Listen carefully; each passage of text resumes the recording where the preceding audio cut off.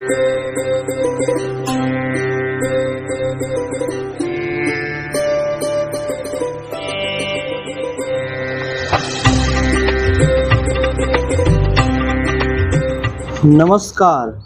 प्रिय दर्शकों, हाजिर हूँ मैं अपनी माताओं और बहनों को। बहुत से लोग ऐसे होते हैं सनातन धर्म में जो पुरुष तो सूर्य अर्घ देते ही हैं किंतु महिलाएं भी देती हैं। तो ऐसे ही परम पूज्य माताओं को सूर्य अर्घ कैसे दे। मैंने हाल फिलहाल भी कुछ दिन ही बीते हैं देखा कि एक औरत सिर्फ लोटे में पानी भरी और ले जाकर सूर्य देव के सामने गिराकर पटक कर चली आई। तो ये विधि नहीं है सूर्य अर्घ देने की। आप पूजा भी करो और फल ना मिले तो ऐसी पूजा का कोई मतलब नहीं। फिर बाद में लोग कहते हैं कि भगवान की पूजा पाठ तो करते हैं किंतु भगवान हमारी तरफ ध्यान ही नहीं देते, हमारी पूजा स्वीकार ही नहीं करते, हम हमेशा परेशान रहते हैं। भाई, जब आप सही ढंग से कुछ पूजन पाठ करोगे ही नहीं, आपको भोजन करना है। अब मैं सिर्फ गेहूं, चावल, आटा, दाल आपके सामने ला कर रख दूं तो आप क्या खा जाओगे? आप नहीं खाओगे। क्यों? क्योंकि वह खाने योग्य है ही नहीं। इसी प्रकार जब तक आप विधिवत सही ढंग से पूजा पाठ करते ही नहीं हो तब तक देवी देवता उस पूजा को ग्रहण करते ही नहीं है। क्यों? क्योंकि वो उनकी ग्रहण करने योग्य है ही नहीं। जब आपकी थाली में भरपूर पकी हुई रोटी, पका हुआ चावल, पकी हुई दाल, सब्जी, सलाद, पापड़ सब कुछ बाकायदे आता है तब आप भोजन स्टार्ट करते हो। ठीक उसी प्रकार देवी देवता भी होते हैं कि जब तक उन्हें विधि विधान से, जो विधि हो उस प्रकार से उनकी पूजा ना की जाए तब तक वह उस पूजा को ग्रहण नहीं करते। तो क्या विधि है? महिलाएं सूर्य अर्घ कैसे दे, क्या नियम है, क्या है, सब कुछ पहले एक वीडियो में बतला चुका हूँ। आई बटन में लिंक है, आप जाकर देख लीजिएगा। किंतु अभी यहाँ शेष कर कुछ हमने पहले भी मैंने एक वीडियो में कहा था कि महिलाएं शक्ति का स्वरूप हैं। महिलाओं को, लड़कियों को लक्ष्मी कहा गया किंतु पुरुष को नारायण नहीं कहा गया।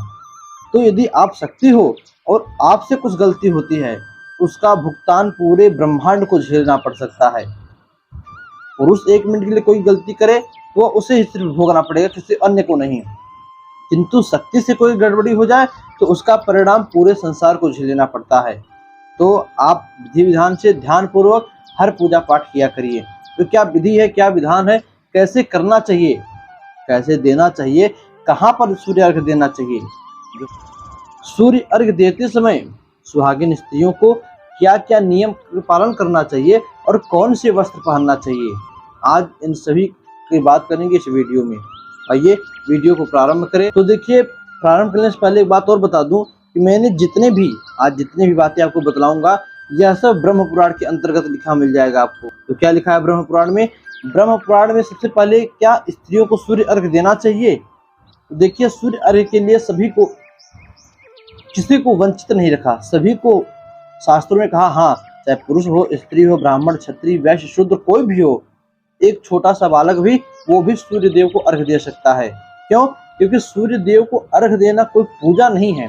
मैंने हर वीडियो में कहता हूँ कि सूर्य देव को जल चढ़ाना, अर्घ देना कोई पूजा नहीं है, वह आपकी दैनिक दिनचर्या है। जैसे आप प्रतिदिन भोजन करते हो, स्नान करते हो, कपड़े बदलते हो, पैसे कमाने की मन में इच्छा है, ठीक उसी प्रकार सूर्य को अर्घ देना भी आपके मन में एक इच्छा होनी चाहिए और आपको प्रतिदिन सूर्य को अर्घ देना चाहिए।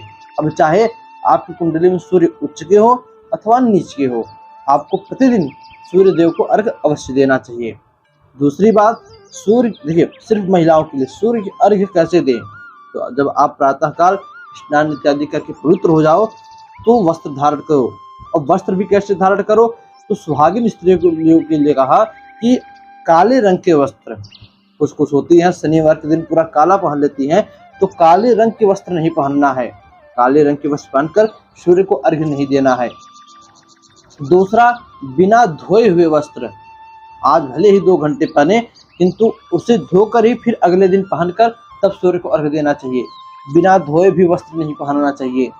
तीसरा, तेलीय वस्त्र अथवा अर्थात जो वस्त्र पहनकर आप तेल लगाए हो शरीर में, आपने स्नान किया, पूरे वस्त्र श्रृंगार कर लिए और शरीर में तेल लगा लिए, तो ऐसे वस्त्रों का भी त्याग कर देना चाहिए।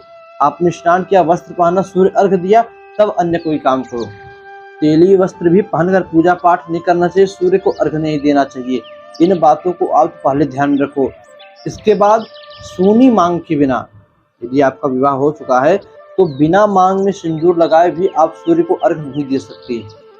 आप मांग में सिंदूर लगाकर अपने पति की उज्जवल कामना, भविष्य की कामना करते हुए दीर्घ आयु भगवान प्रदान करो, इस कामना से सूर्य को अर्घ देना चाहिए। अब यदि पतिदेव नहीं जीवित हैं तो आप बिना ही जो है सर पर सिंदूर लगाए, किंतु बालों को गूंथ कर, बालों की चोटी बनाकर, पुरुष हो तो शिखा में गांठ लगाकर, शिखा की ग्रंथि बांधकर, स्त्री हो तो बालों को गूंथ कर भगवान सूर्य को अर्घ देना चाहिए। तो ये दर्शकों, यदि आप ऐसा नहीं करते हो तो फिर उस पूजा का कोई मतलब ही नहीं है। आप छोटी सी पुस्तक नित्य कर्म पूजा प्रकाश उठाकर देख लो, गीता प्रेस के द्वारा जो छपी है, उसमें भी कहा है स्नान के वक्त भी आप कोई गंगा इत्यादि नदी में स्नान करो तो उस स्नान का फल पाने के लिए भी आपको शिखा बांध कर ही स्नान करना चाहिए, तब गंगा नदी में स्नान करने का फल मिलता है।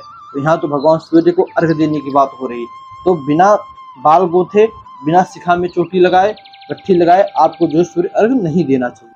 अब इसके बाद कैसे दे, तो आपको किसी तांबे का पात्र लेना है। सबसे अच्छा है तांबे का आप एक पात्र ले लीजिए। उस तांबे के पात्र में गंध यानी हल्दी, यदि पितरों की कामना से आप दे रहे हो, तुम्हारे पितरों का उद्धार हो, पितरों का आशीर्वाद मिले, तो उस जल में काला तिल डाल लीजिए। घर में सुख शांति चाहिए तो चावल डाल लीजिए। घर में सुख शांति ऐशो आराम सासा लक्ष्मी भी और सूर्य देव की कृपा चाहिए तो जव डाल लीजिए। तो ये दर्शकों, तीनों प्रकार के तिल आप डाल सकते हो, सफेद, काले और भूरे। कोई जरूरी नहीं सिर्फ काला ही डालो, किंतु पितरों के लिए काला तिल है, और अन्य किसी के लिए आप कोई तिल डाल सकते हो। सूर्य देव को गंध, अक्षत, फिर पुष्प, कोई फूल मिल जाए तो फूल डाल लीजिए, धूप, दीप, ये तो बात की बात हो गई। इसके बाद डालकर एक तांबे का पात्र, लोटा ले लीजिए।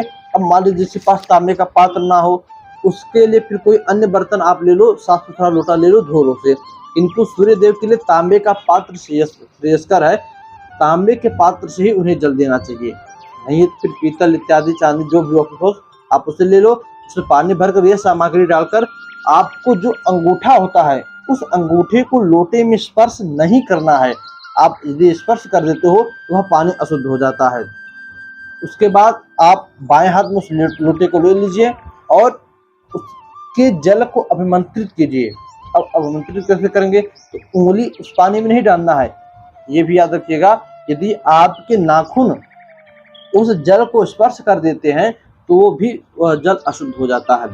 तो जो उसमें फूल पड़ा है, उस फूल से उस लोटे के पानी को घुमाते हुए आपको सूर्य देव का ध्यान करना है। हे प्रभु, मेरे परिवार में आपको ये अर्घ्य दे रहा हूँ, मेरे परिवार में कल्याण होता रहे, सुख शांति बनी रहे, हम आगे बढ़े, हमारी तरक्की होती रहे। इस प्रकार प्रार्थना करके आपको ये अंगूठा और तर्जनी, इन दोनों उंगलियों को दूर करके सिर्फ बाकी की बची जो 3 उंगलियां हैं, मध्यमा, अनामिका और कनिष्ठिका, इन तीनों से पकड़कर इस तरह आपको बनाकर सूर्य देव को अर्घ्य देना है। अर्घ्य देते समय आपको मंत्र बोलना है, आप स्क्रीन पर देख सकते हो। ये ही सूर्य सहस्रांशो तेजो राशि जगतपते अनुकंपे माम भक्त्या गृहाण अर्घ्यम दिवाकर। स्त्रियां ये मंत्र बोलकर ढेर लंबा लगे तो ओम सुं सूर्याय नमः, दूसरा मंत्र ओम सुं सूर्याय नमः, इस मंत्र को भी बोलते हुए आप जल दे सकते हो। अर्घ देने के बाद आपको कुछ देर वहीं पर बैठकर अपने आसन पर हाँ याद रखिएगा, बिना आसन के जल भी नहीं देना है। जब भी आप सूर्य भगवान को जल दो तो पैर के नीचे एक आसन लगाकर आपको अपना दाहिना पैर, स्त्रियां अपना दाहिना पैर की जो एड़ी है, उस एड़ी को थोड़ा सा धरती से उठाकर, बाएं का नहीं दाहिने का एड़ी थोड़ा सा धरती से उठाकर आसन पे खड़े होकर झुककर भगवान सूर्य को जल देना है। सुबह के समय यदि आप जल देते हो तो पूर्व मुख से खड़े होकर, और शाम के समय जल देते हो। याद रखिएगा, सूर्य देव को तीनों टाइम जल दिया जाता है, सुबह, दोपहर और शाम। किंतु यदि आप सुबह शाम देते हो तो सुबह पूर्व मुख से झुककर और शाम के समय पश्चिम मुख से बैठकर जल देना चाहिए। दोपहर को भी बता दे, दोपहर को भी पूर्व मुख से खड़े होकर किंतु आधा से ज्यादा झुककर सूर्य देव को जल देना चाहिए। जल भी कैसे दे, तो 3 बार रोक रोक कर, अच्छा, टाइम क्या है, मेन है कि टाइम क्या है सूर्य को अर्घ देने का। तो देखिए, सबसे अच्छा बढ़िया टाइम तो जब सूर्योदय हो उसी समय, अर्थात जब सूर्य में लालिमा हो, पीले ना हो सूर्य, लालिमा हो। जैसे आप देखो, सूर्य उगने से पहले एक बड़ा सा गोला उगता है ना लाल कलर का, वो होता है अरुणोदय। उसी समय आपको सूर्य को जल देना है। आप खड़े होकर आसन पे अपने हल्का सा झुककर लोटे हाथ में लेकर भगवान सूर्य को ध्यान करते हुए उस जल को देना है। प्रिय दर्शकों, इसके बाद अर्घ देने के बाद सामने बैठकर सूर्य देव के मंत्रों का जप करना है।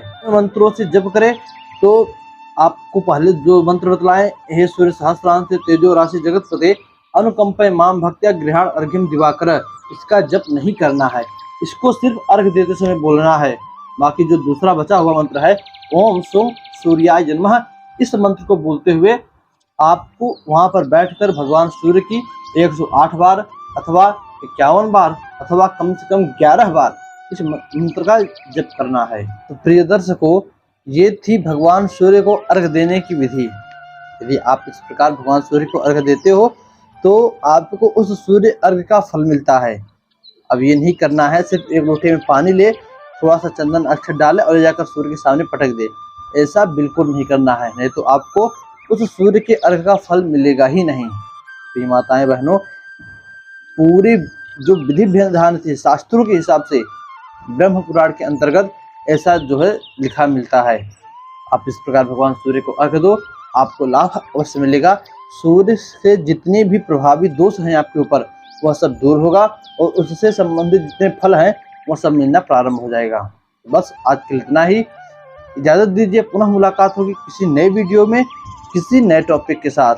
यदि इस वीडियो आपको कुछ समझ में ना आया हो तो आप कमेंट में लिखिएगा, वहाँ पर आपको जो है उस समस्या का समाधान कर दूंगा। तो बस आज के लिए इतना ही, पुनः मुलाकात होगी नई वीडियो में नए टॉपिक के साथ। तब तक के लिए नमस्कार।